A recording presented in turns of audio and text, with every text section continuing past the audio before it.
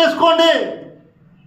చంద్రబాబు నాయుడు గారు ప్రమాణ స్వీకారం చేసిన తర్వాత ఇప్పుడు 7 నెలలైంది, ఎంత డబ్బులు పడిందో చెక్ చేసుకోండి. మీ గ్రామంలో ఏమేమి అభివృద్ధి జరిగింది చూసుకోండి. మేము అధికారంలో ఉన్నప్పుడు ఎక్కువ అభివృద్ధి జరిగిందా? ఇప్పుడేం ఎన్నికలు లేవు, రేపేం మీరు ఓట్లు వేసే పనేం లేదు. నేను మీకు ఓపెన్గా చెప్తున్నా, మీరు పరిశీలన చేసుకోండి.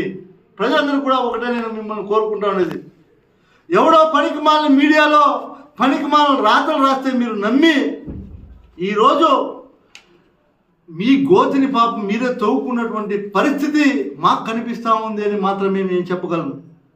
ఎందుకంటే జగన్మోహన్ రెడ్డి గారు ప్రతి మీటింగ్లో చెప్పారు, చంద్రబాబు నాయుడు గారు అవకాశవాది, అవకాశం కోసం ఏమైనా చెప్తాడు, ఏమైనా చేస్తాడు, అవకాశం తీరిపోతే మనకు ఒక సామెత ఉంది, అట్లా అయిపోతాడని.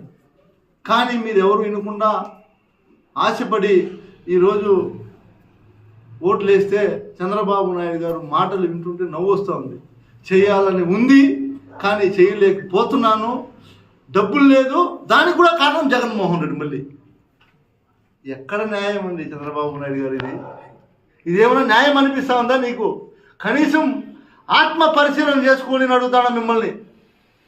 దయచేసి వీటిని అన్నింటినీ కూడా నెరవేర్చకపోతే మళ్ళీ 5వ తేదీ మా ఫీజు రియంబర్స్మెంట్ మీద పెద్ద ధర్నాలు జరుగుతాయి. ఖచ్చితంగా మేము ఈ రాష్ట్రంలో వైఎస్ఆర్ కాంగ్రెస్ పార్టీ నాయకులు, కార్యకర్తలు ప్రజల కోసం అహర్నిశలు కష్టపడటానికి, ప్రజలకు ఎక్కడ కానీ చిన్న అన్యాయం జరిగినా మేము ఒప్పుకోము, సహించం.